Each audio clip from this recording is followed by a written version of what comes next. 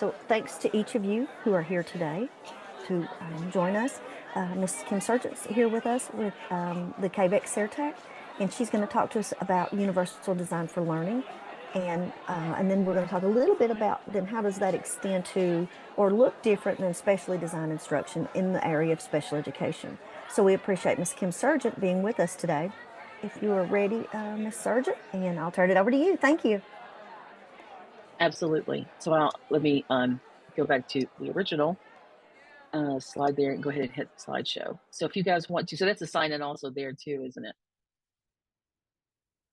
So if you guys want to go ahead and, oops, let me go back so you can do that. If you want to go ahead and grab that with your phones and sign in, that'll be good too. So that might be a little bit easier for you guys, but I'll leave it there for a second if you guys want to look at that.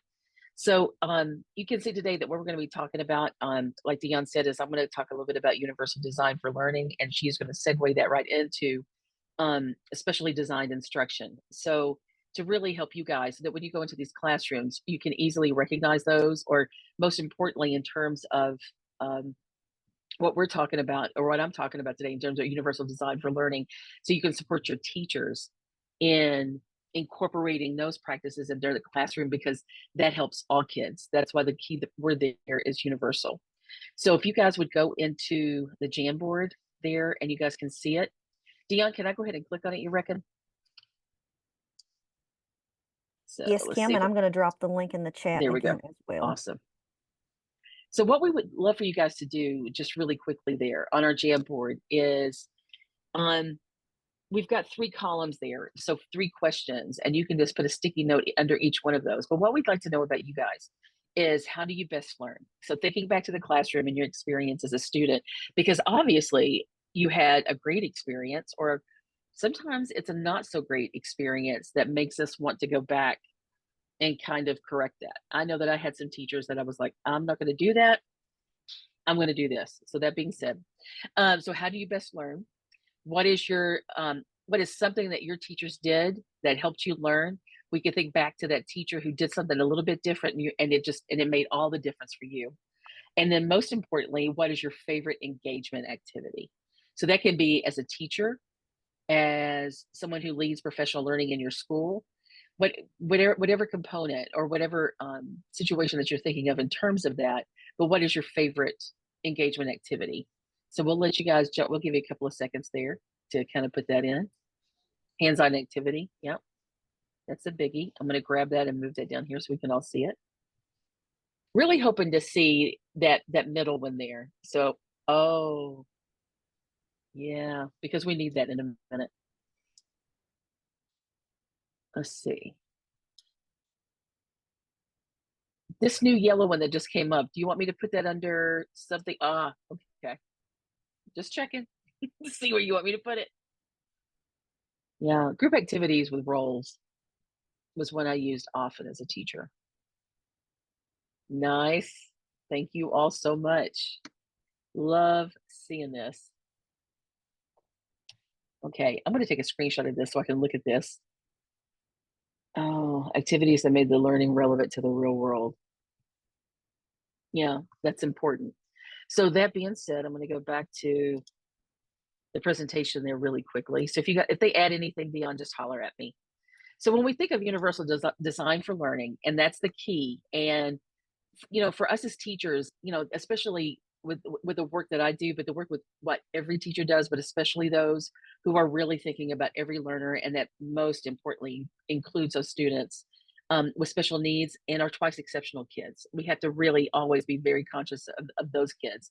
And we're going to talk about that in just a second. But anyway, it's to create fully inclusive classrooms. That's numero uno. Because when every kid feels seen within the lesson, every kid is going to be engaged in the lesson. And, earlier, one of you that put about the relevancy to the real world, well, relevancy to the real world is relevancy for that kid. So real world is relevant. And that's something that I discovered very early. So access and equity for every student. That for me, when I go in, and some of you guys know, because I've come into your schools, because I recognize some of the names. So when I've come into your schools to work with social studies teachers, that's my first thing. And that's also going to be the first thing that I always challenge them on. I'm like, can every kid truly access this content? Can they really get into the source? Have you, provided those scaffolds? And sometimes we have this regimented way of thinking of scaffolds, when in reality, and this is what I love about UDL, it's really a very broad scope of many different ways that we can bring every kid into that. Regulate emotions. When kids are frustrated, and Doug can speak to this, when kids are frustrated in that lesson, if we have not found ways and that's why access and equity is number two, because when you go down to number three, we're regulating emotions. If access and equity is not there, then frustration, fear, all kinds of things can play into that. That's when the social emotional component happens. So we're going to help those kids regulate their emotions, because when their emotions are regulated, they can learn much easier. So we also have that environment for a culture of inquiry. And when we say inquiry now, we all get this thing about, oh, no, inquiry has always been in the classroom. This is not something that's new. We just have a new way to do it, especially when you think about our science standards and our social studies standards, and really our math standards, because you've got those questioning math practices. It's no longer a teacher standing at the front of the room, and I see the church nod from my good friend Stephanie there. It's no longer a teacher standing in the front of the room showing off how smart and how good they are in math. That's how I was taught. It's not that anymore. It's about bringing every kid into that lesson. What are you going to do to make it accessible on every level for those kids? And then also a civic space. And can we say this out loud? The one thing that every single one of your kids are going to do, like when you start thinking about average graduating classrooms, and I'm looking at Chastity here, 8% you're going to have that's going to be involved in math jobs, like engineering and all that kind of stuff. And that's just a recent statistic. 8% of your graduates may indeed be involved in those types of jobs. And then if you're talking about authors, that's less than 2%, or people who are going to be, you're going to have those lawyers who type letters and things like that all day. But 100% of your kids, 100% are going to be citizens. And that's why now, especially looking at social studies and how we're teaching it's so important. But here's the thing, we have to help our kids recognize that every space is a civic space. And that doesn't just mean social studies. That means every voice finds a way to be heard. That is a true civic space. But the number one thing for me with UDL is the very last bullet, which means it removes barriers to learning, because that's what we have to do in every lesson. When we get that kid talking about regulating emotion, when you get that kid, like I still see him because I taught high school. When I saw that bat hit the back of the chair and her hands go to their lap, I thought, no. At that moment right then, I knew I had failed. So because that child at that moment, when you see, it's almost like you can see them physically go up to that barrier, and then they stop and they're like, I can't get there, so I'm going to give up. And that's not what it's about. We have to remove that opportunity and that space for them to give up. So that being said, when you talk about the principles for, and this thing does this to me all the time. So let's talk about those principles of UDL, because all of those goals are set up within this framework. So the first principle is to provide multiple means of engagement. And that's what was something I was talking about a minute ago. Now, with each of these, I'm only going to talk about one example because we don't have all day. And I'm here for the SDI. I'm here for Dionne. This is what I really want to learn more deeply in. So when we talk about provide multiple means of engagement, and we talk about that in just a second, that's going back to that equity and access for every kid. Then we're going to provide multiple means of representation. So again, that's how we're going to look at those kids. But we have to also remember, you guys, we have a huge population. I want to talk about this again, so you're going to hear this again. We have a gargantuan population now, especially, and we're going to say the words, to a degree thanks to COVID and things like that, but we're working our way out. But you guys, you have those kids who are identified and who qualify for special education. You have those kids that identify and are eligible for support within gifted and talented. And then you have those kids here. This is this one gap, and that's a significant number of our kids, you all, that do not qualify, and are not any of those other categories, and we're losing them. That's a big gap. So we're talking about that multiple means of representation is very important. And then principle 3, multiple means of action and expression. We have to give our kids multiple ways to show us what they've learned. And this thing loves to pop up all the time. So this is something that is in your all's folders. And I think this is something incredibly important to share with your teachers, especially as you talk about the universal design. So when you think about it, when you look at this full framework, here's the 3 principles that you guys see at the top. So, you know, engagement is the why we are learning. We have to create that relevance. The what we are learning, and that's your content.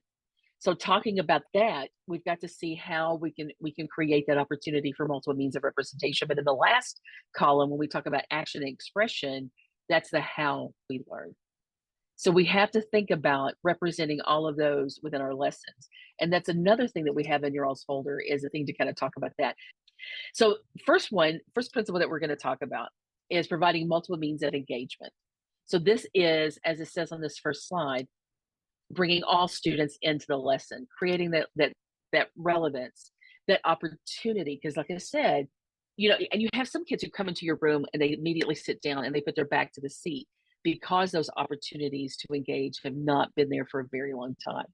And they have also found a way to avoid, because, you know, I mean, I can think of several students in my case that when I really sit down, and one of you guys said on the Jamboard, when a teacher checked in with me and asked me questions, that when I started asking questions of those kids who came into my room and set their stuff down and either wanted to A, put their head immediately on the desk, or B, just sit back and just watch us. And I couldn't do it. I could not do that. So that kid, believe it or not, that kid did not disappear for me when they did that. That kid totally got on my target when they did that. So I thought, how am I going to bring that kid in here? So that being said, so what does this look like in a lesson? This is what we're going to talk about all day long. What are ways that we can bring kids into the lesson to get that engagement and relevance established? So in this case, what we're going to look at is using student questions to drive the learning, because guess who's going to have more questions than anybody? Students with special needs. We've got to open that space up. And then most importantly, targeting their needs. And I'm going to talk about 2 examples of that. So in math, and I can't believe I'm going to talk math and there sits Stephanie, but I'm going to slow down so I can do this so much better, and not be Kim when I talk about this. So when we think about that, posing purposeful questions, because let's all talk about it. I'm one of those kiddos. So you all know me. There's a lot of you guys out there, you know me. You know I love the question formulation technique, and there's a reason that I love it. I don't love it because it's fun to train. I don't love it because it's great for social studies and ELA. I love it because when I bring it to the teachers, it's all about bringing in every single kid and every single voice, which is vitally important. I wish that my math teachers had known QFT. So this is something I would use as a 4th grade teacher or 3rd grade whenever we're kind of bringing this in. So notice how this is an equation, okay? And we're looking at that, and it looks totally different, doesn't it? So what I would love for you guys to do in the chat there, we're just going to do this for 20 seconds. And if I did this in the classroom, by the way, I would give my kids a Post-it note. I would have them put their name on the front, the non-sticky part, okay? Because we're going to use the sticky part. We're going to write on the back on this one. But I'm going to give my kids a Post-it note, because I'm doing this right before I start this lesson, right before I start this little mini unit that I want to do on this. So I've got this up on the board.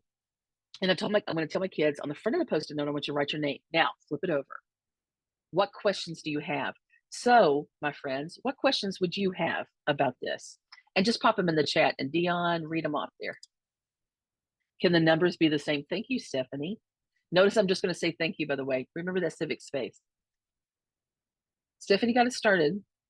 Y'all jump in. And remember, every question, you told your kids this. So what is it? Physician, heal thyself.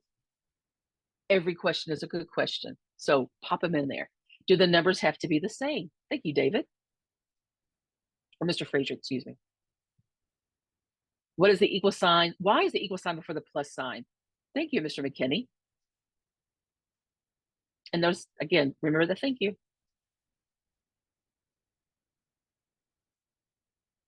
Would love to hear from everybody, at least just one question, if possible. We're going to do this for 30 more seconds because I don't want to waste a lot of time there. And Dionne, keep me targeted on that time. Are all the numbers positive since it is smiley faces? Thank you, Mr. Frazier. And this was taken from a 4th grade lesson, by the way. Not mine, obviously. 20 seconds. Can the numbers be different? Hello, Mary Belcher. Why is the sum first? Thank you, Amber. Or, excuse me, Miss Standifer.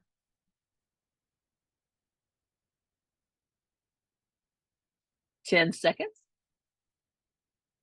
And I do tell my students like that. And we'll talk about that too. And Dionne, I just realized I just opened up the chat and started doing it. I said, here. So I took your job. Sorry.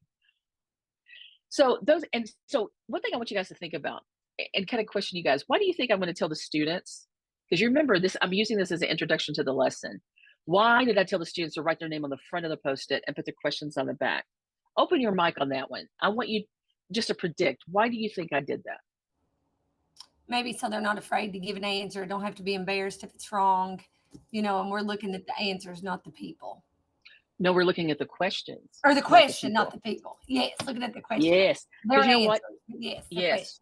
See, I love Einstein because Einstein said that if somebody gave him an hour to solve a problem, he would spend 59 minutes creating the questions. Or something, or maybe it was 55 to 59 minutes of the hour creating the questions. So you're absolutely right, Miss Standifer. Anyone else want to pop in there? And I love how you picked up on that immediately. So here's another social emotional component, because remember when we talk about regulating, emotions, we've got to give that space so they can save their face, so they don't have to be embarrassed. Because guess what? Who's going to use those questions? The teacher. These are student questions, and we're going to use those. So look at the questions that this 4th grade class created. So some of you guys, and now remember, this is 4th grade. Look how smart these good children are. But I would love for you to pop in the chat, and Dionne, I'm going to intentionally not open the chat. I would love for you to pop in the chat a question number that you identify with. So to be bold and courageous, because remember, fortune favors the bold. I am going to be completely vulnerable, as Brene Brown says, and I'm going to tell you right now that number 9 is Kim Sergent. Okay? Because I'm that kid that math was never accessible to me. There was never a universal approach to it. It was never accessible to me. And I'll continue another little kicker. I love science. I love science almost as much as I love social studies. And I could never get as deep into science as I wanted to because I did not have that mathematical support. And that's not a judgment on my school, you all. That's just a judgment on the way education was done. And I'm not going to tell you what decade, okay? But these are real.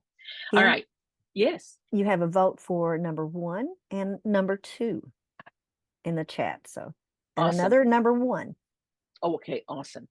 So let me tell you why I asked that. So if I had to ask you guys, and again, open up your mic, tell me 3 kids here. And Stephanie, I'm going to open this up for you if you want, because y'all know I love my girl Stephanie. So, and this is math, and I'm afraid, no, I'm kidding. But this part thing I've taught many times. There are 3 kids here, and now we're talking a little bit about differentiation. I've got 3 kids, and this is why I have them put their name on the front and the questions on the back. I've got 3 kids here that I'm like, woo, these are my math people. Can you please look on there and tell me who you think that is? So who are my 3 math kids that I can use them immediately to really move some lessons? Number 7. Thank you, Stephanie. Number 7 is, do the numbers have to be the same? Because the smiley faces are the same. I do believe one of you asked that question earlier. So you would be my math kid, by the way. Number 5. Number 5 is the answer 12. Thank you, sir. Number 14. And number 14, do we always have to use 3 things? So guess what those 3 kids become for me? So let me tell you how I want to differentiate. I'm sorry, Dionne, I know this is not really about differentiation. Please forgive me. I'm going to jump there for a second. So those 3 kids, I'm going to do this 2 or 3 days before I do this full lesson that goes into teaching this. So I've got these 3 kids. So I'm going to pull them back one day, maybe during RTI.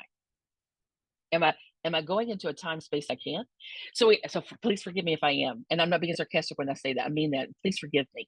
But I'm going to find a time where I can take these 3 kids to the side and say, guys, in 2 days, I'm going to be doing a lesson on variables. So because I'm going to be doing that, what I want you guys to do, and I'm going to teach them a little mini lesson, because these kids are mathematical. So I'm going to take the time to do a 25-minute lesson with them. And then I'm even going to kind of maybe give them a reading, like another source, and even some practice problems. So they're going to come in the next day. We're going to talk about it again real quick. We're going to check them. We're going to make sure that they conquered that skill, because guess what I'm going to do the next day? These kids, when I divide them out, after I teach this lesson, I divide them out to do some individual work. I'm going to pull those 3 kids in. They're going to have 3 groups around the room. I'm going to have stations. So I can walk around the room and I can see my kids who are really struggling. That would be me. That would be Kim Sergent. And then I'm going to say, you know what? Why don't you come up here and work with me? Why don't you come up here? And then I'm going to pull those kids out because my 3 superstars are going to do a great job. Now, I'm going to heavily manage that. I'm going to be very careful about those materials. It's not going to be a gargantuan lesson, but I'm going to tell you, we have got to make math accessible for every kid, or every student. So that I want to make sure that I do that kind of thing. So here's the value of student questions, because guess what? You don't know what they don't know until you see their questions. And that is extremely important. So by this, seeing that kid at number 9, that would be me. I'm like, ooh, that made me put that kid in my group right off the bat. That kid's going to be in my group, okay? Or no, that kid's going to be in Stephanie's group, okay? So I'm going to make sure I put them there. So when we think about what it is we need our kids to learn, we've got to make the learning accessible, and we've got to make it accessible universally by using questions. Because it's also going to tell me kids that have a talent for that. So another thing we have to start thinking about too is assistive technology. So if we want our kids to look at images, and I go into classrooms all the time and I see this. Now this, by the way, is a middle school, high school type of source. There's a lot of stuff here. So when we look at this, you guys probably find, I'm not going to talk about this in a long time, even though I would love to. Okay. So when we start talking about, when I'm going to bring things like this to my kids, it's not just going to be like this. So I want you guys to think about this when you go into these classrooms to do, your quick walkthroughs or even your observations, because our teachers are pretty, we've got, but this lesson right here, or this source, is going to get kind of frustrating for the kids. Hello, regulating emotions. But it's also going to be frustrating for the teacher because they're going to feel like a complete failure, because then they're going to have to step into this and say, hey guys, but this says this right here. So what does that mean? They're going to really extend the source because they're not going to have the kids comfortable enough with it. So what I'm going to do is I'm not going to hand it out like this. I'm going to hand it out like this. I'm going to blow it up, because you're going to talk about those students that are visually impaired. You're also going to talk about those students with ADHD. You're going to be talking about those students who have multiple variances along many spectrums, that we have to break this down. So I'm going to cut it into pieces, because there's some things, and there's a reason that I chose this one, this corner. There's a lot of stuff happening in this corner. I may even take this and blow parts of it up. I'm going to take this and I'm going to hand every kid in the room a magnifying glass. Every kid. Because then that way the kids who need it, and this is another aspect of universal design, the kids who need it can access it and use it and not have that, that emotional barrier. Again, regulating emotion. They're not going to have that emotional barrier. They're not going to be embarrassed to use that assistive technology. And yeah, magnifying glass is assistive technology. Anything that helps us, get into something like that is something that we need. So think about that. I mean, those teachers need to have those magnifying glasses, using them all the time with these sources. Just putting it up on the big board up front and taking your fingers and splitting it apart like that, that helps. But also having it physically in their hands so they can access that is another component of universal design, because that is equity and access to the material. So principle number 2, so ensuring that all students have access to the information. So now we're getting, looking at that one. So what we're talking about here, provide multiple means of representation.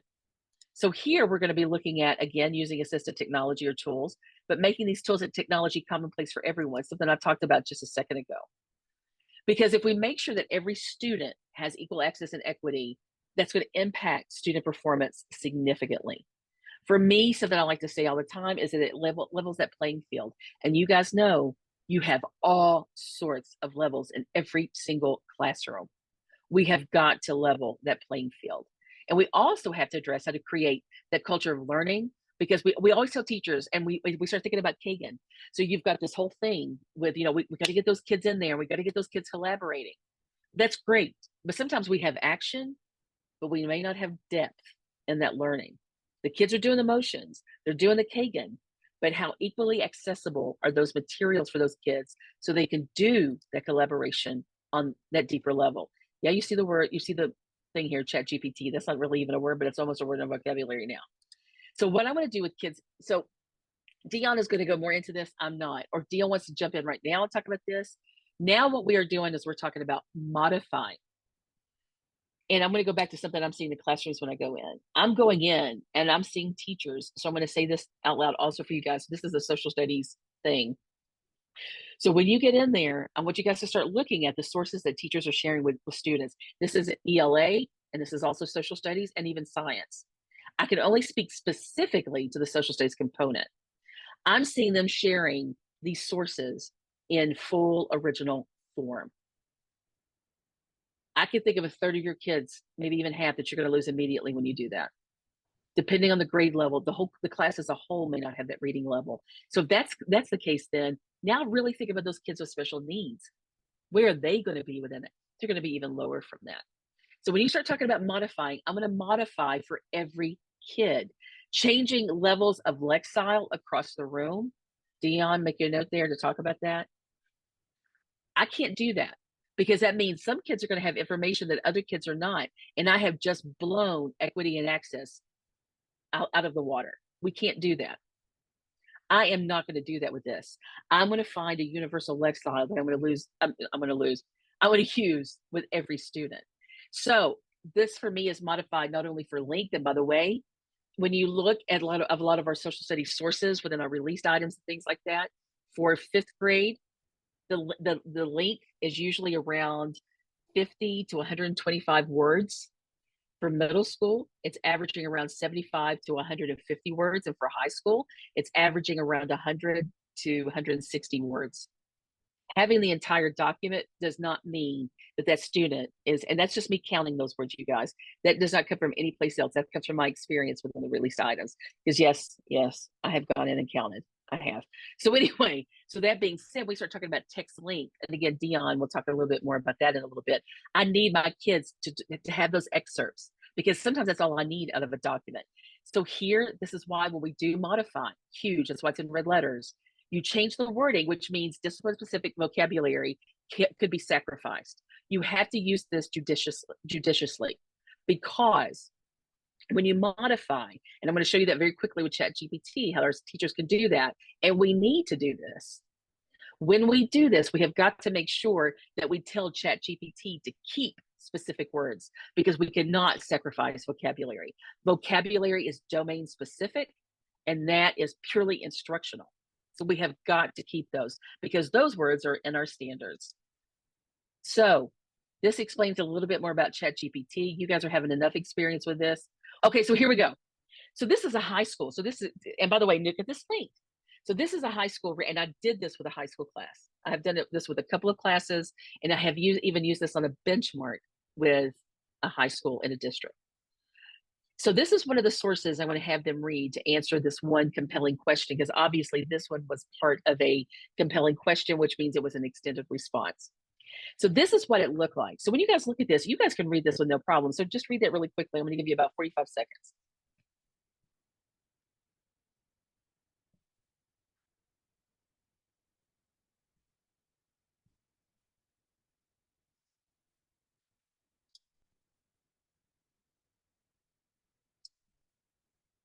Okay.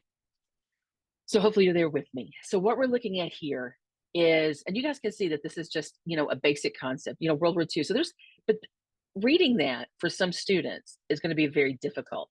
Okay. So, oops, I went backwards, not forwards. So this for me, I was a little bit concerned. And also when I went in and looked at the released items and saw how, and I thought, I'm going to modify this. So I went into ChatGPT and I said, modify.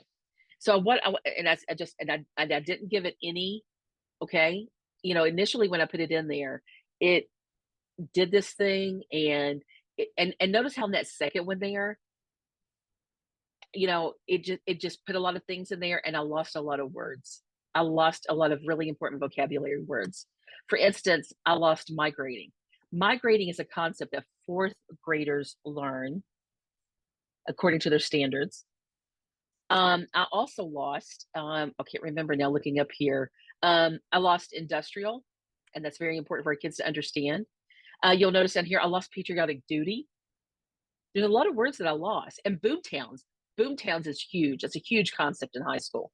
But when I went in and told it not to lose it, so I went in there and I said, lower this lexile And specifically, I told it, I think, to lower it to a 7th grade or 8th grade level.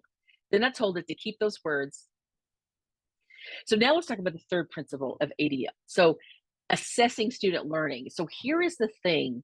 I think if I had to identify from my experience coming in classrooms, this category, and I'm not calling people out, I'm not. This is an issue across the nation. We are not as creative as we need to be sometimes in assessing student learning. We have really got to open that field up because kids express themselves. They learn differently. We know that. We acknowledge that readily. That's why we have, we've got all these, SEL and this whole kind of thing that we incorporate into the classroom. So we recognize that they learn differently. Well, of course, if they learn differently, they're going to communicate differently. In social studies, I love that we have the thing about communicating conclusions. That's the 4th inquiry practice that is assessed in our inquiry practices. So we have got to be creative in how our students express and, their learning, how they let us know what they've learned. So, principle 3, provide multiple means of action and expression to demonstrate learning. This can also be in the moment. This is why for you, that for the person that put on there, they loved it when the teacher came in and questioned them. Another person said they loved hands-on activities. So, and I'm gonna pull up my screenshot so that I can kind of see all of those that you guys put in there, because everything you guys said was UDL, was on the mark UDL, wasn't it, Dionne? We absolutely knew. Some of you guys said group activities where everyone had a specific role. Hello. Activities that made the learning relevant. We've talked about that. Technology activities. Guess what? The technology activity, every kid had access with the technology. So we have to look at those components. And my favorite also allowed me to teach up here what I knew. Remember back to the question that we did earlier with the QFT and the kids that kid got to teach the peers. I mean, that's differentiation for me in my classroom at its best when I can get those kids who do that, because that gives them the opportunity not only to engage in leadership, but deepen their own learning. So when we talk about those, so we're going to use multiple formats to assess student learning. And I know we're thinking, it's getting like, we see a lot of exit slips and we see a lot of bell ringers. But what's and this is another reason why I love Kagan. There's other things that we can do within Kagan, the quiz trade and this whole kind of thing, and using that to the level that it needs to be, because that's going to help those kids too. So we have Google Speak to Text. I'm not going to talk about this for a really long time. We also have, and I know some of you guys, I know that I think Flipgrid has gone behind a paywall. I'm going to correct myself on that. Maybe I'm right or wrong. I don't know which one, but I want to say recently I heard that. It did. It changed its name and then it went behind a paywall. I used it for 4 or 5 years with teachers because it was free and it was awesome. And it was a great way for kids to express themselves. And they did the little videos. I could grade a whole set of essays in less than 20, 25 minutes because the kids spoke their essays. And they were able to be, for those kids, and we know those kids who could, because another thing we have to think about, you guys, we have these students with special needs. And I've said this a million times, who have different on and off ramps in terms of reading and in terms of writing, but they will always, always, always think on grade level. They will always do that. And they will also, and for the greatest part, and sometimes we have to teach them though, for the vocabulary, but they will usually also communicate verbally on grade level as well. The concepts will be there, but they may lose. And again, think about ChatGPT. This is why we can't lose that vocabulary. While those kids may, communicate orally, we've got to make sure they're using the words. Okay. That's why we really have to consciously, I'm telling teachers all the time, I would love to see in their classrooms 1 to 2 days a week, which takes about 20 minutes per, where they do very specific vocabulary activities with their kids. And I give them those ideas. And, and it kind of makes it fun. But in this case, we're going to talk about Google Speak to Text. Dionne, has Google Speak to Text, has that gone into an app? Is that now like a pay for thing, an extension? No, and I'm gonna okay. Good. Stephanie's let me let Stephanie answer that. Stephanie's been using that, so that's still a Yes. free feature, correct, Stephanie? Good. It is still a free feature, and I absolutely love it for our kids because it gives them the opportunity to even be able to record teachers being able to talk and take that back and make their notes from it, and they can go back through and highlight if they need to. And I'll tell you something else that I like about that too, is that, playing it back with the kid and doing that feedback. what I love about it is when we play it back, I'm going to, I'll pause it and I'll say, okay, to or I'll show them on the screen, okay, you said this right here. And again, here I go with it. I'm huge. I'm gargantuan on vocabulary. It's my second favorite thing. Okay. But because I love questioning, but I will, I'll scoot that over and I said, you said this right here. Yeah. You said, well, okay, give you an example for the word migration. Right here, you said people move all around and they move for a lot of different reasons. And I'm like, we have a vocabulary word that says that. Which vocabulary word is it? And I'm even going to point to my word wall, or I'm going to pull my definitions over and, from that unit, I'm going to say, which one? And the kid hopefully will look down and say, oh, yeah. When we talked about it in class, it was migrate. And I'm like, say that word for me again. Because I do teach high school, but they really do love kind of going back to middle and elementary guys. That's why they can remember the first grade teacher and not remember who taught them junior Spanish or whatever it may be. But we'll talk about it another day. But anyway, but they'll remember. And so going back, I said, now what's the word again? And they'll say migrate. And I'm like, how could you put migrate into that sentence now? Instead of using these 15 words or 6 words or whatever, how would you reword that using the word migrate? So I'm supporting that student learning that vocabulary in a deeper sense. It's now completely relevant to them because it's taken something they've written and learning how to use that. But I'm also helping that student communicate more effectively. That's going to impact my reading scores for the school. That's going to impact my writing scores, hopefully. And most importantly, my social studies. That was a little moment that Kid and I shared. So, and again, Dionne can go more into that in just a second. So when we think about this, what I also gave you guys in the thing and this is something to look at with your teachers. I would love to come in and talk to your teachers about UDL. Love, okay? Because I think sometimes the reality is that they're very overwhelmed, and you guys know that. And you work so hard every day to lighten that load. I know you do because I talk to a lot of you principals now when I come out into the schools, and you want to make their job so much more efficient. And you work extremely hard doing that and also managing the other 452 million things that you have to do in a day. So I have nothing but kudos and appreciation for you guys in that. Nothing but. So that being said, our teachers are overwhelmed in another component. They have all these other initiatives and everything else that they have to bring in. And especially when we think about our K-5 folks, they're teaching those kids to read and they're teaching them to write and everything else. But realizing how UDL can support me when I'm so frustrated, like I mentioned earlier, and I'm bringing that big old source in for the kids to use. And it is so, and I'm just like, I just don't know. I mean, and what teachers will tell me, they're like, Kim, I've got kids that are reading on a second grade. This will be for like 7th grade. I've got kids that are reading on a 2nd grade level. I've got 2 boys over here that I can put in a high school classroom right now. And then and they'll tell me, and they'll just divide all their kids up into all these categories, grade wise in terms of their reading level. And they are so frustrated. And then they'll say, and they have to take an assessment next year. That's really, and that kind of thing. That's why we have to break down those skills, but we also have to learn these skills right here. Because we have to learn these skills here in our lesson planning. What does it look like when we give kids an opportunity to regulate their own learning, which then regulates their emotions within a lesson? There are opportunities within UDL, and that's something that I have been really playing with the last couple of months, is thinking about how can we translate all of this into almost like a checklist for our teachers. This is nice. But each of those things about regulating their own learning, there are numerous opportunities and ways that we can do that in our classroom. To sustain effort and motivation, again, each one of these, we could deconstruct each one of these things that are a question. And we need to do that with our teachers. Because as someone, like I told you guys earlier, who came through, I never had equity and access to mathematics. And just imagine how we have got to do that for our kids. Because who we think about the most and who we love the most outside of our own families are our students. When we see them, and this is one thing, and I want to say thank you to those of you that have been in your schools. I love going into the schools because those kids make me so happy. I can just look at them in the hallway and my day is different. And when I was teaching 1st grade, and what somebody in this room knows the story, I was teaching geography to a 1st grade class several months ago. And I think about this story all the time. And this one little 1st grader, and we were talking about how we can learn space and place and location. and what maps teach us. And there's one little first grader raised his hand because he knew how to tell us. He said, "What you need to do this kind of thing is you need you need one of them disco balls."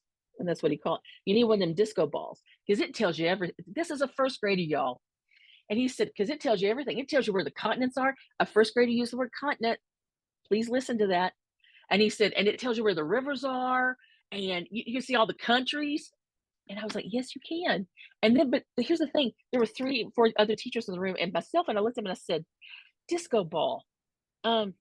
And I asked him, I said, "Where can I get one of those disco balls?" He said, "Oh, my teacher's got one. It's right there." He pointed to a globe. He pointed to a globe that was on the top shelf of the teacher's bookshelf. That has stuck with me. I mean, sometimes I get emotional talking about that because I love that kid. I'm gonna follow him, hopefully be able to for a good chunk of his scholastic career, especially in elementary school, because that kid is amazing. He sees the world in a whole nother way, and he's brilliant. So again, we have to give those kids those opportunities. So when we think about how we could break each of these things down, we've got to have those conversations with our teachers, because you guys, that day. So anything we can do to support your teachers in that. So I want to go back to this really quickly. I just want to ask you guys a couple of questions. Oops, wrong direction, Dionne. I want to stop here with you guys for a second, and I would love it if you would even open up your mics and talk about this one. So we're thinking about these 2 questions, and you can choose one to answer, because again, I don't want to take out of Dionne's time. But that is, how can UDL help your students access the standards of the curriculum through modifications and accommodations? And we're going to talk more about that in a minute. And how can the UDL help your students represent their learning? I just want you to think. And by the way, I believe in thinking time. I believe that if you had an answer immediately right then, I have not done a good job. And I tell my teachers that if kids can answer a question really fast in their classroom, and I want you guys to pay attention to this, then they're not doing deep enough thinking. That's DOK 1 or DOK 2, maybe, if the kids can answer immediately. If the kids have to think for a minute, then that gives me hope. Now, there's also thinking for a minute and the kids don't know. That's a different level. But if we know that our kids have got this, and we're asking those kind of questions, we need to do that. So I'm going to hush for about 20 seconds. Hopefully you've already been thinking about that. But choose one of those questions and let's talk about this, or just a question that you might have. So 20 seconds. I believe in thinking time.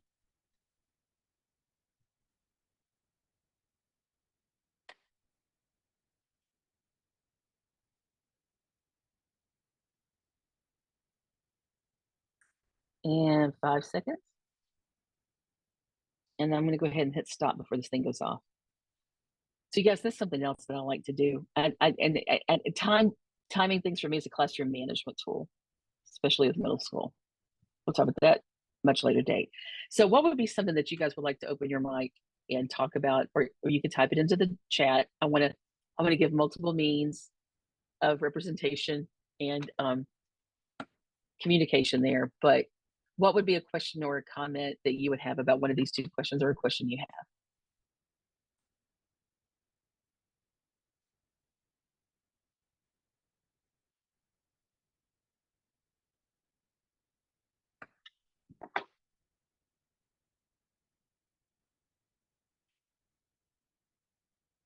And once again, this is wait time. That's the hardest thing I do.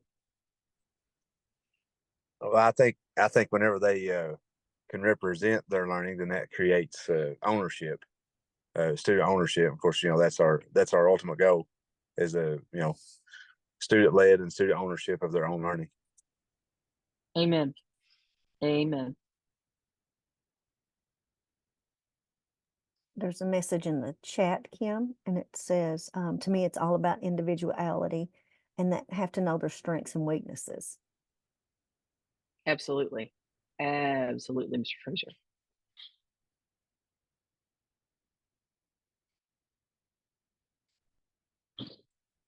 So one thing I'd like to throw out there to you guys, why do we need UDL? I mean, Mr. Frazier, made me think of this. We have to know our kids' strengths and weaknesses, and we have to teach to both. So how would you what would you have needed? Because one thing I didn't mention earlier, one thing I do, and I tell my teachers this when I come out and we do sources, which is one reason for me that I'm really lucky that the average length of a social studies thing and some of the release items I've noticed, like I said, is 50 to 125 words. Every time I put a source on a board, and the kids also have it in front of them, I still read it, and I read it 3 times. The first time I read it, I'm like, just go for the gist. I just want you to think. And gosh, excuse me, we have to teach our kids to summarize. We have to do that. And I may even tell them, just write me a sentence that tells me what you think this source was just about. Then the second time, and you guys listen, I know we're like, no, we got to push through that content. No, we have to teach the skill. We have to teach the thinking, and rushing through sources to get content. Let's just say this out loud, you guys. How's that worked for us the last 100 years? It hasn't. So we've got to change that. So then until the second time they read it, that's when we're going to have the kids tell us, where did you get stuck in this source? Is there a word? So it's almost like chunking. And so then I'm going to do that vocabulary really quickly. And I'm going to teach that. And then I'm going to tell them, now go back. And I'm going to go back and read it for them again. And I'm going to say, now let's answer the question that we have about this source. So we do the 3 read, or I try to teach my teachers to do the 3 read. Once I leave, who knows? Because I think then they get stressed out about the content. So that's going to be one thing that I do. So I want you to think, how could I have done UDL for you guys today in this that would have made it better for you? Kim, I also Yes. use the 3 reads in math. And so the first time we go through it, guess what we do? We just read it for what's happening, right? What's happening in the story of the math problem. Mhm. And the second time we read it and we think about the numbers that are in the math problem. So the first time we don't even think about the numbers. We just think about what's happening. The second time we think about the numbers. And the third time we finally get to the question. So we use the 3 reads in different categories for us, because it's really important in mathematics, because our kids don't know what's happening in the problem, and they look for keywords, which is a big mistake, because those keywords don't always mean the same thing for every child. And if they don't have a good vocabulary, and I'm going to go back to that in just a second, if they don't have a good vocabulary, then they cannot understand what's happening in the problem. And that's important for our kids. In vocabulary, you talked about it just a few minutes ago. One of the things that I like is sketch notes for vocabulary.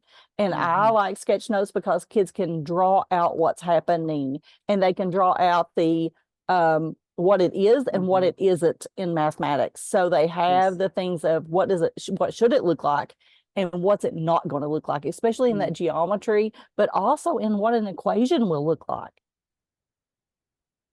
I'm done. Yeah. Oh, Well, no, I I think- could listen. I'd go to church. I'm sorry, Dionne, I didn't mean to step up, but I would go to church. But listen, I'm just sitting here just nodding. I'm with you. I'm on the front pew. I'm nodding. Go ahead, Dionne. Well, what Stephanie was saying is exactly what we're talking about with that universal design for learning, Yes. those multiple ways that we represent our knowledge. So that was, with their sketch notes.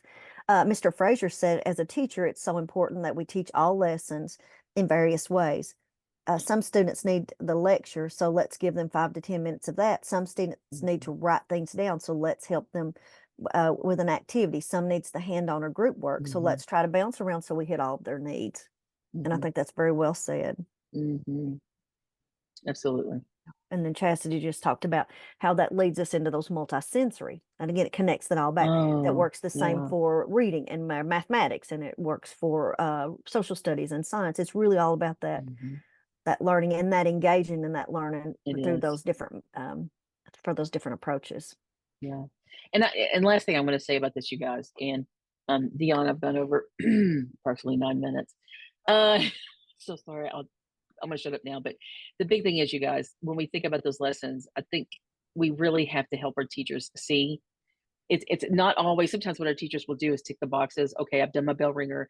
Now I've done this. Now I've done this. Now because my principal is telling me to do this, or my district is telling me to do this. There's a reason our district is saying those things, because they're important. They're good for our kids. But sometimes it's not about ticking the box. It's about doing each of those things with great intention, understanding why we're doing it that way. So when you're doing that lecture, like you said, Mr. Fraser, it can't be just talking for some of those kids, even though that talking part is important and that's crucial, and it's going to be the central element. Because I'm thinking even of our kids that have, like we talked earlier, students with special needs, that the reading and the writing is not there, but boy, the listening is, because they're very dependent. That's one of their strategies. That's one of their coping mechanisms. They have to listen first before they do something. But then you have those kids who don't want to look at you, but they're listening. So what kind of thing? That's why I love Stephanie's idea of the sketch note. That kid's going to sketch out, and you tell the kids to do this. If you need to doodle, Dan Rather or somebody like that. I don't know, Mike Wallace. Mike Wallace was a famous doodler.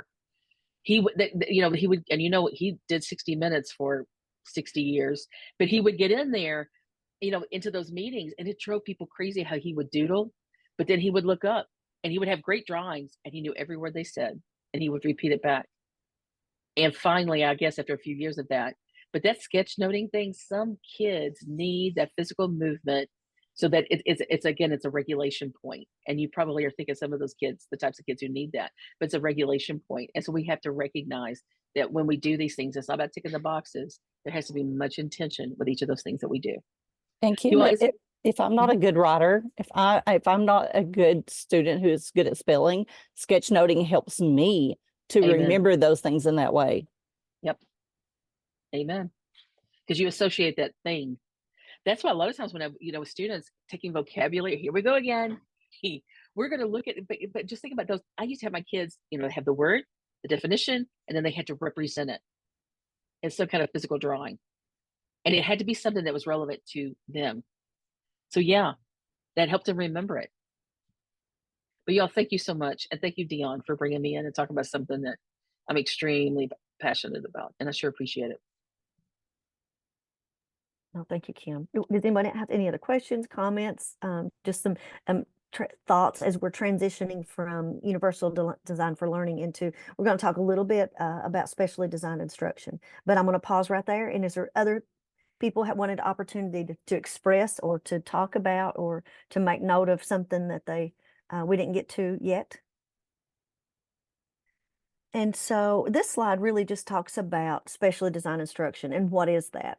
And so when Kim talked about universal design for learning, where does that fit in the context of all of this words and acronyms that we have and the practices we have around special education? But what special education is, it is a federal, this is a federal definition of specially designed instruction. And so it's how we adapt the content, methodology, or delivery of instruction to meet the needs of a child that has a disability, that's been identified with the disability. And so that's what we do special for that child. In addition to what Kim just talked about with the universal design for learning. And I think that's the most important thing that we can kind of move as we start thinking about that. What Kim was talking about was that whole group and what we can do for all children to keep all kids engaged and how we present our material and then how we have kids express their knowledge or learning from that. And if you'll go to that next slide, Kim. I created this one. I decided to use cake. And because I think about tiers and I think about levels of support. And so I think about that universal design for learning, and that's really embedded in our core instruction.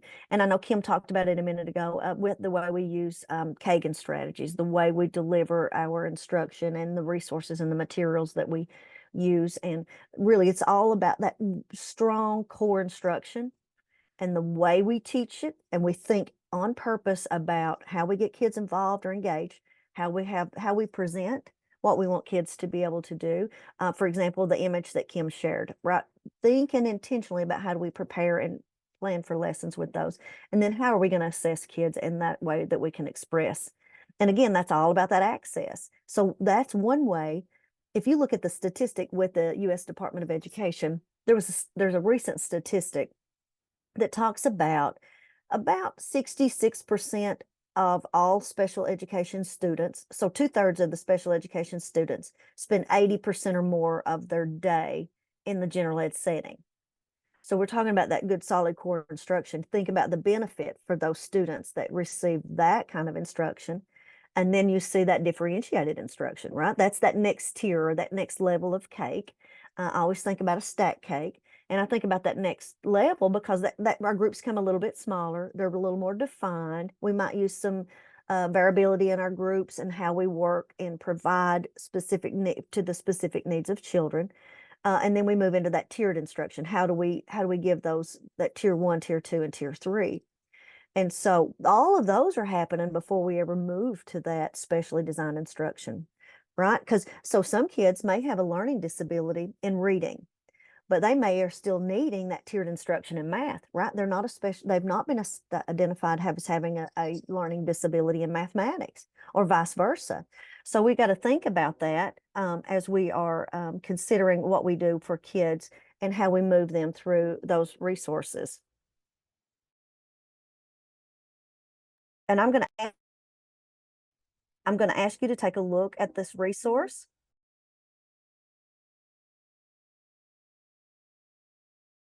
And I apologize for the sound, but if you'll take a look at this resource in that handout I gave you, there are resources and links to all of these things that are around specially designed instruction and resources that you can use. And one of the things that we started as part of the Principal Support Network is really trying to give you tools and resources, because we know you are both the instructional leader at your school. So your oversight over the core instruction, the differentiated instruction, the tiered instruction, your oversight over the MTSS program, but also then you work as leaders in those admissions and committee or ARC chairpersons, and you have that direct oversight of what's happening in those meetings, and you also have oversight of what's happening in your special education departments. And so the reason we created these tools and resources is just to support you. And you'll see that there's links in your guided notes that have links to all of these resources that special education teachers might need when they're planning and thinking about instruction that's special for that student. Dionne, can I say something really quickly? I when you said a minute ago about, we have those kids, who are not identified, I was one of those kids. I mean, I probably should have been identified. And just then when you were talking about the cake thing, I mean, I think about how that would have made learning so much more accessible to me. I love that. And so I guess that really the biggest thing that we need to take away is just the context of where that specially designed instruction falls, and how that we have to make that unique and special for our children with disabilities. And so, so if you imagine a world where they get that universal design for learning, they get all of those supports, they get those tiered interventions, and then we are doing something in addition to that, or doing something at a layer that's above that. And so that's where I think, we can kind of build the context of where specially designed instruction falls. And so if you don't mind, Kim, to advance to the next slide. So we work on content. And so here's where I think we get a little bit. This happens sometimes when we think about how we do something or change that for students with disabilities. And so our content, sometimes our general focus should be on the grade level content. And through specially designed instruction, our purpose is to teach children around that content area, but we never reduce the level of that standard or that rigor of that standard and that expectation. So we're talking about the content, and we're talking about we just never reduce the standard. We never reduce what we're doing in that even with that specially designed instruction. When we accommodate and modify, we accommodate students to get them access to that grade level standard, and we never reduce the breadth and depth of a standard unless it is for an alternate assessment or alternate learning target. And so that's one thing to think about. The other thing then is around that methodology. Well, what's the method of how we design that instruction? And so I think when we think about that UDL and that process around how we design and we plan lessons to meet those different needs, we also do that for students with disabilities. And the method and the way we teach is going to be different. In addition to how it's different for UDL, we're going to do something another level or another layer above that UDL, because the students were not successful with that way of learning. So when you think about SDI, and as an administrator, it's important to think about that. What is it going to be that you look for if you're in that resource room? If you're, we're doing a walkthrough through that room, what does it look like in the co-teaching classroom? How are we meeting that need of that student? So because they need one more thing in addition to what they received, and then how we deliver. And that's really important too. Again, it goes back to that same concepts around that UDL and that universal design for learning, and how do we plan and deliver our lesson for those modalities. We think about the engagement, we think about how we have students express their knowledge. And so this one is just, what is special ed? What is specially designed instruction in special education?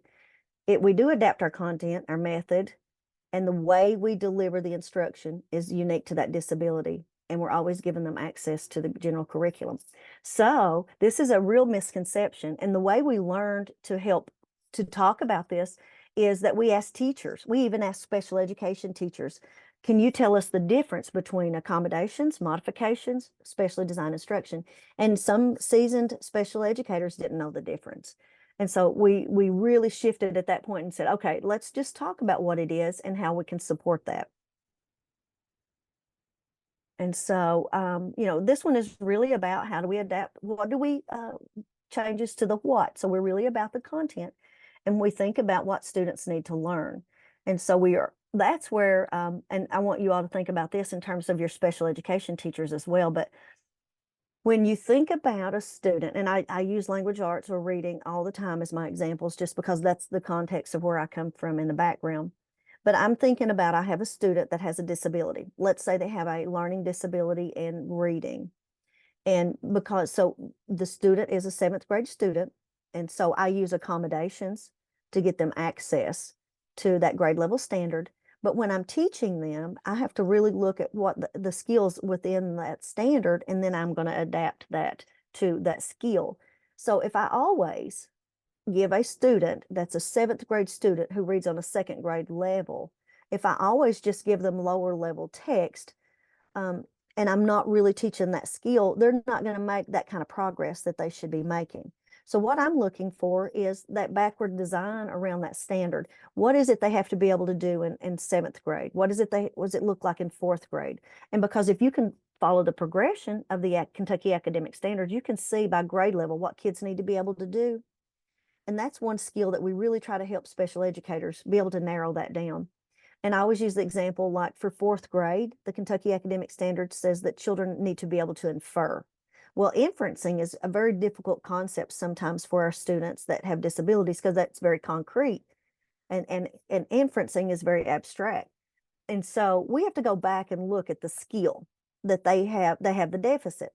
And so I look at 2nd grade, and in 2nd grade, when I think about that progression of that standard, in 2nd grade, they need to be able to do who, what, when, where, why questions. And that is leading up to being able to make an inference. So when I design my instruction, maybe I'm teaching them, and maybe I choose tools and resources that help them organize their thinking, or I teach them to chunk the information into much smaller chunks. Maybe I do some real explicit teaching. But I let them do the 5 whys, and I teach them to learn to do that. And as I'm doing a gradual release of that responsibility, because I want them to be able to learn to do that on their own. And so then I'm moving them. So I'm not just giving them 2nd grade standards all the time, but I'm thinking about the skill. And I use that skill to write my goals for their IEP. I use that skill for designing my teaching and what I do in those lessons, because I'm always aiming toward that grade level standard. And so that's really important for teachers to understand. And again, that's why we felt like that's good, helpful information for you all, because you're coaching teachers, you're the instructional leader at your school, and that's how you can kind of help facilitate that, because we do have those misconceptions among teachers. We have lots of new teachers. We have different levels of knowledge around standards work for different teachers. So that would be helpful for them to know, and for you all to be able to share with them. And then the other things, how do we teach them? And that goes back again to those same kinds of practices with UDL. Are we doing some group work? Are we doing methods including technology? Are we giving them some problem solving? And so thinking about, I think all the time about how the way I teach students, am I using those different ways to incorporate learning? Am I using manipulatives? Am I breaking material down into a smaller chunk? And I use this one all the time, thinking about how summarizing, because we know what an important skill for summarizing. And so maybe we're teaching our middle school students the summarizing, and how do we do 1-sentence summarization? Well, our students with disabilities can still work toward 1-sentence summarization, but we may have to take that 1 sentence at a time when we think about specially designed instruction. Or maybe we take that 1 paragraph at a time. And so we're talking about chunking that information. So when teachers choose, when we're in those ARC meetings and we're talking about what instruction does this child need, that's ones we choose, right? We think about breaking it down into smaller pieces. So let's say you have a child that has an intellectual disability, they're MMD or FMD, and you know they can't hold that because when you look at their assessment, their working memory has significantly below their others' performance. So you know that working memory is going to be an issue for those kids. So we design in our instruction for that chunking, that repetition. We might have to give them a visual cue or an organizer to help them remember that because they don't have that same level of ability to remember cognitively that other students might. So we're always thinking about how do we teach those children? We never stop teaching them that we're never stop trying to get to that grade level standard because we're always going to try to have them make progress. That is our goal, to always make progress. So again, that goes back to that design and lessons and how we think about how we teach them. How do we integrate those things in there? And how do we give them support? And then the way we deliver it, again, very much aligned with UDL. How do we have students, how do we deliver this information? Well, sometimes if you think about in a world where we had that universal design for learning as part of that core piece of that instruction, so they've already gotten that learning. So especially design instruction is going to be another level of how we adapt our delivery in addition to that. And so again, that's why I go back to that cake model and that thinking about that. So and the other thing is it's an obligation and it's a civil right. So we really have this obligation. And if we think about that federal definition and what our responsibility is for students with disabilities, we have to make sure that they not only have access through accommodations and modifications, but that we give them exposure and opportunities for those grade level standards for that learning. So there's different ways that we have them respond. We have them, and what the research says is that students with disabilities need the most frequent and more opportunities to respond than other students. And generally, those kids don't get many opportunities to respond because they're the kids that kind of withdraw or they're not engaged. And so those are other things that kind of helps us define and figure out kind of what that specially designed instruction is what they're going to need in addition to that. And here's some other things, and I know Kim talked about this just a little bit, about what we think about we might need to know around specially designed instruction.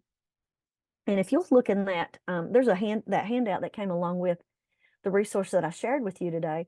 There's some things about planning for SDI, and then there's also some checklists about what you might see in the regular, if you go in a resource room, or if you go into a special education classroom. So those are all there too, and there's some lesson planning tools and resources. So if you are going in and to look in a co-teaching class, you're going to see that universal design for learning. You're probably going to see that differentiation. But then again, you're going to be looking for what are those teachers doing in addition to that is special for those children. And we always are looking for, are they planning intentionally for those students who have disabilities that are in that classroom? And, when you look and review lesson plans, you can see if, do we talk about the SDI? Do we talk about the resource, what we're doing to teach those children? We're always looking for that real special, or what we're doing with that around intentional. Are they talking about the strategies they're using, and are they grounded in evidence or research? Are those things still guided by Kentucky academic standards, right? Because even if you look in the resource classroom, we should still be driven by standards and grade level standards. We just break down those skills and we do that backward planning all the way back to where that skill deficit begins. And so that's what you're looking for. And then we're also looking, is there data? Do we know what we're doing? And if you're in a, let's say I pull students in a resource classroom, I have to know where my students are performing at, and I need to know what that data says. And they have to track, special ed teachers have to track what they're teaching and their instruction. And then they have to have some data, that progress data, right? So you think about those when you're having those ARC meetings, you're always talking about progress data. You're always saying, is the student making progress or not? And then, is there instructional shifts? Because then you get into these issues, we don't want to have the same goals for students year after year after year after year, because that's when we really get into those issues about appropriate education and that denial of FAPE, and is it adequate? And we had that huge big case around Andrew And so we were we given that, was that progress of that child reasonably calculated? You know, because sometimes we'll see students that are in the 7th grade and they're still working on phonemic awareness or phonics, and they've had that same goal and skill for a very long time. And so what we know is that we got to keep pushing, moving forward. That kid should not be 3 or 4 years working on the same skill. And so as leaders in those ARC meetings, that gives you kind of some background about looking, you know, as you check those, what are the goals for that student? What did it look like last year? Where are they moving for this year? So just some tips and tools that you can use thinking about that as you lead those ARC meetings. And so that takes us to the feedback, and we're getting near the end of our time. So if you all want to take just a second and fill out our feedback, and I'm going to open that up for, okay, right here. Somebody has a question that we didn't see. Okay, so let me go back. So Mr. Frazier says, this is one of those issues where we talk about struggling. If we're teaching a lesson that's a 9th grade content, like 1 or 2 step equations, when my students would struggle with adding and subtracting. And then he says, when I was a special education teacher, another level I would struggle was how to write a goal in reading. If they read on the 3rd grade level, but they're in the 9th grade student, and do I write the goal for it at the 9th grade or reading or where they are? And that is an excellent question. Stephanie, if you're here with us, we can talk a little bit about the math if you want to, about what do you do in that case if a student, if you don't mind to do that, Stephanie. The question was, if the teacher was, if you're working on 1 or 2 step equations with students in the 9th grade, but kids are having trouble adding and subtracting. Well, you're going to look at how do I incorporate that with that, but also you're going to look at where the student is and what they're able to accomplish at that time. And so you're going to go somewhere above that, but yet below the grade level, and look on the continuum of where they can succeed. And so that's why we have those wonderful coherence in mathematics, to where you can go forward and you can go backward and see where that student's going to succeed. We always try to go somewhere at least a grade level or 2 above where they are at so that you can move toward that. Dionne, you want to add to that? Well, I just wanted to say, and that's where your specially designed instruction is. So if you know the students in 9th grade and what Stephanie's talking about, where their areas of strength and relative strength and weakness are, you're going to plan a goal. But what happens with that progression is that what the skills that they need with adding and subtracting, right? Because they're having trouble with that, so they can't do those 1 or 2 step equations. That's part of writing that goal. You're going to write it for a year out, like Stephanie said, but you're also going to, you know, that those are the skills they have to have. So you're going to keep working on those. And so you may have to work on adding and subtracting. Maybe that student needs some resource time. Maybe you're pulling them in addition to what they're getting in that co-teaching setting, and you're working on some automaticity, or you're working on building their area in addition and subtraction. And so that's what becomes special about that, right? So that's how we do that in addition. And that's when we make real informed decisions about what students need, rather than saying, well, everybody's in a co-teaching classroom, everybody's in the resource room. That's helped kind of guide. Each child would be very individual, but that's what, you're always planning to move them forward. But it may be that you first have to do add and subtract, and then you're going to have to be able to multiply and divide, right? So those are all part of that progression. So it's really about picking out those skills, writing a goal for it, and checking those kids all along the way and giving them some direct instruction, right? You're going to work instruction on, you might give them direct or explicit instruction, or you may work with them using mnemonics, or you may use graphic organizers or manipulatives, but you're teaching them along the way too. So it kind of helps you plan for that. And we always start out with the CSA model in mathematics. And we think about if you're doing equations in that case, you're going to use algebra tiles. You're going to use something like a bead string. You're going to use things, and we're going to use numbers that are small enough that student can work within those manipulatives.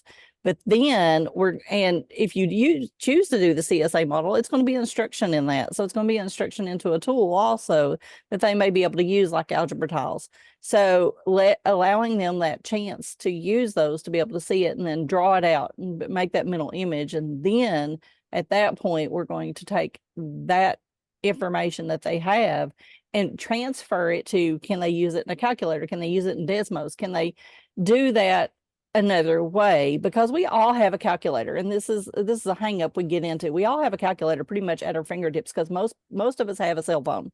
Even our kids who don't have access to a lot of things have access to a cell phone, so they have access to a calculator. And so don't get hung up on that, just addition and subtraction, multiplication and division, when those simple things can be done on a calculator. It's really about teaching them and understanding the process that they need inside of that equation. Yep.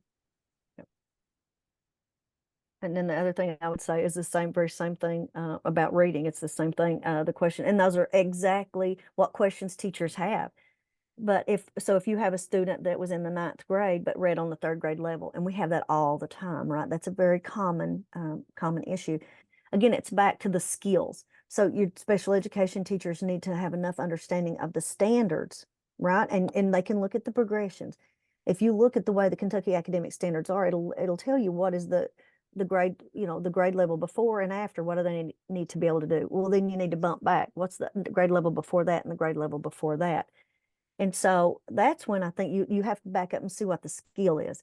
Is it, like I was talking about, is it being able to infer or inferences? So that's the skill deficit. The kid has trouble inferring. The kid has trouble with comprehension. The student has trouble with understanding the main idea or central idea and thing.